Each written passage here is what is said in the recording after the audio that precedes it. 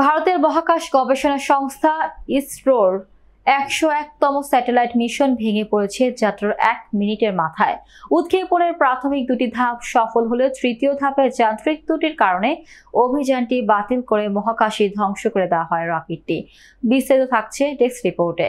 রোববার সকালে ভারতের অন্ধ্রপ্রদেশে শ্রীহরিকোটায় সতীর্থ ধওয়ান মহাকাশ কেন্দ্র থেকে ওই উৎক্ষেপণ পরিচালিত হয় বলে জানিয়েছে এনডিটিভি। স্থানীয় সময় সকাল 5টা 59 ইউএস-9 স্যাটেলাইট বহনকারী PSLV-C61 রকেটটি উৎক্ষেপণ করা হয়। লাইভ সম্প্রচারের ইসরোর মুখ্য পরিচালক ভি নারায়ণ জানান, প্রাথমিকভাবে সবকিছু স্বাভাবিক থাকলেও তৃতীয় ধাপে পৌঁছানোর পর সমস্যা দেখা দেয়, ফলে পুরো মিশন ব্যর্থ বলে ঘোষণা করা হয়।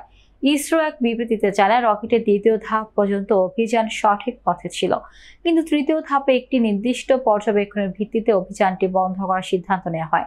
ঠিক কী কারণে ত্রুটি দেখা দিয়েছিল তা অনুসন্ধানে ইতোমধ্যে একটি তদন্ত কমিটি গঠন করা হয়েছে। এনডিটিভি জানিয়েছে, ইউএস-9 স্যাটেলাইটটি ওজন ছিল প্রায় 1696 কেজি এবং এটি 524 কিলোমিটার উচ্চতায় সান সিগনোকাস পোলার অরবিটে স্থাপন করার পরিকল্পনা ছিল, কিন্তু উৎক্ষেপণের 203 সেকেন্ড পর তৃতীয় ধাপে ব্যবহৃত মোটরে যান্ত্রিক গোলযোগ দেখা দেয়।